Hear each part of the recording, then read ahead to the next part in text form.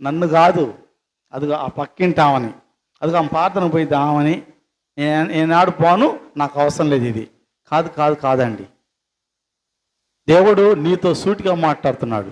ఈరోజు ఈ మాటలు ఈ మైక్ శబ్దం ద్వారా ఎవరైతే వింటున్నారో, ఇక్కడ కూర్చున్న వాళ్ళు కానీ, గృహాల్లో ఉన్నవారు కానీ, టీవీలు చూస్తున్నవారు కానీ, ఇంకేమైనా పనులు చేస్తున్నవారు కానీ, అందరికి ఇచ్చిన ఆహ్వానం ఏంటంటే, యేసుప్రభు వారు ప్రయాసపడి భారం మోసుకొని సమస్య ఉన్నారా, నా ఎద్దకు రండి. రెండో మాట, నేను మీకు విశ్రాంతిని కలుగజేతును అంటున్నాడు.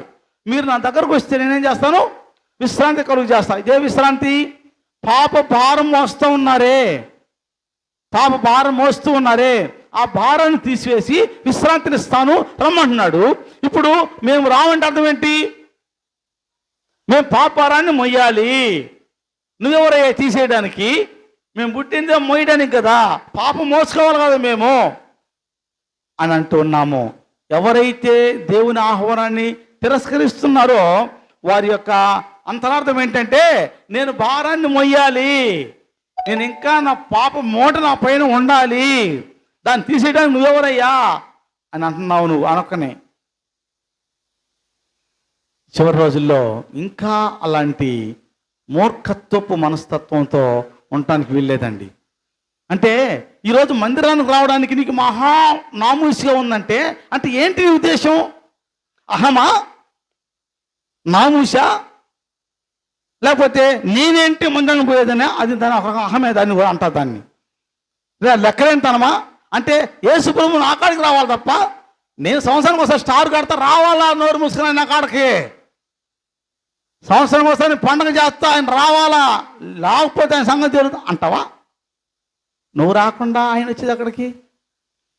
ఆయన నా దగ్గర రండి సమస్య ఉన్నారు అంటుంటే మనం ఏమంటున్నావు? నేను నీ కాడికి వచ్చే పనిలే, అంత అవసరం నాకు లేదు. నువ్వు రావాలి, అవసరం అయితే నేను పిలుస్తా, రావా యేసయ్యా, నువ్వు రావా యేసయ్యా అంటా, నేను వచ్చేయాలి. నువ్వు పిలిస్తే అంటావా? గమనించండి, నా మాటలు కొంచెం కట్టుగా ఉండొచ్చు మీకు. ఈ నా మాటలు కాదు, దేవుని ఆహ్వానం చెప్తున్నాను నేను. ప్రభు చెప్తున్నాడు, సమస్త జనులరా నా ఎదొక రండి. ఎందుకు రాలేకపోతున్నావు నువ్వు?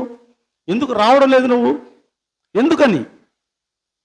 అది నువ్వే సమాధానం చెప్పుకోవాలి. ఒక రోజున ఇదిగో ఈ మైక్ శబ్దం ద్వారా విన్నారే, నువ్వు కుర్చీలో కూర్చొని ఆ కుర్చీ నీకు సాక్ష్యం చెప్తా. ఒక రోజున ఈ మాటను వింటున్నప్పుడు నువ్వు ఒకవేళ మంచం మీద పడుకున్నావేమో, ఆ మంచం నీకు సాక్ష్యం చెప్పుద్ది. అయ్యా ఇక ఈ మంచం మీద పడుకున్నాడు, నేను చెప్తుంటే నువ్వు విన్న ఆ వాక్యం, నీ మాట వస్తా ఉంటే విన్నాడని చెప్పని.